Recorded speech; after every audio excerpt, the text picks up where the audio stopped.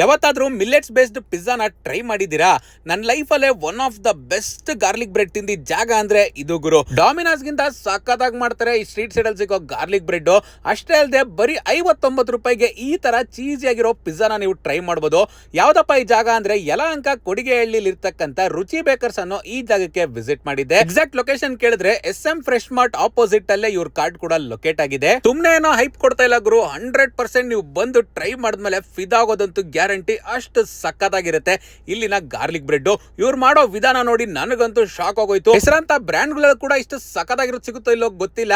ಇನ್ನು 59 ರೂಪಾಯಿ ಪಿಜ್ಜಾ ಅಂತೂ ಸ್ಟೂಡೆಂಟ್ಸ್ ಗಂತಾನೆ ಹೇಳ್ ಮಾಡಿಸ್ದಂಗಿದೆ. ಫಸ್ಟ್ ನಾನು ಟ್ರೈ ಮಾಡಿದ್ದೆ ಇವ್ರ ಹತ್ರ ಸಿಗೋ ಚೀಸಿ ಆಗಿರೋ ಈ garlic bread.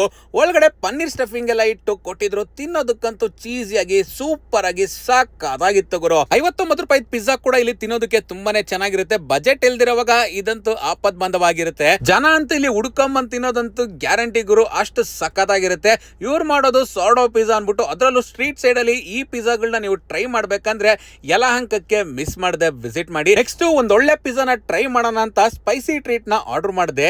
Italian ಪಿಜ್ಜಾಗೆ Indian touch ಕೊಟ್ಟು ಗ್ರೀನ್ ಚಿಲ್ಲೀಸ್ ಎಲ್ಲ ಹಾಕಿ ಪರ್ಫೆಕ್ಟ್ ಆಗಿ ಬೇಕ್ ಮಾಡ್ಕೊಟ್ಟಿರ್ತಾರೆ. ತಿನ್ನೋವಾಗ ಟೇಸ್ಟ್ ಅಂತೂ ಸ್ಪೈಸಿಯಾಗಿ ತುಟಿ ಎಲ್ಲ ಖಾರ ಬರ್ಬೇಕು, ಅಷ್ಟು ಸಕ್ಕತ್ತಾಗಿರುತ್ತೆ. ಚೀಸಿಯಾಗೂ ಕೂಡ ಇರುತ್ತೆ ಗುರು. ನನ್ ಪ್ರಕಾರ ರೀಸೆಂಟ್ ಟೈಮ್ಸ್ ಅಲ್ಲೇ one of the best pizza ತಿಂದಿದ್ದ ಜಾಗ ಅಂದ್ರೆ ನಮ್ಮ ರುಚಿ ಬೇಕರ್ಸ್ ಅನ್ಬಿಟ್ಟು. ನೀವು ನಂತರ ಮಿಲ್ಲೆಟ್ಸ್ ಬೇಸ್ಡ್ ಪಿಜ್ಜಾನೆಲ್ಲ ಟ್ರೈ ಮಾಡ್ಬೇಕಂದ್ರೆ ಯಲಹಂಕ ಕೊಡಿಗೇಳಿಲಿ ಇರ್ತಕ್ಕಂತ ಈ ಜಾಗನ ಮಿಸ್ ಮಾಡದೆ ವಿಸಿಟ್ ಮಾಡಿ.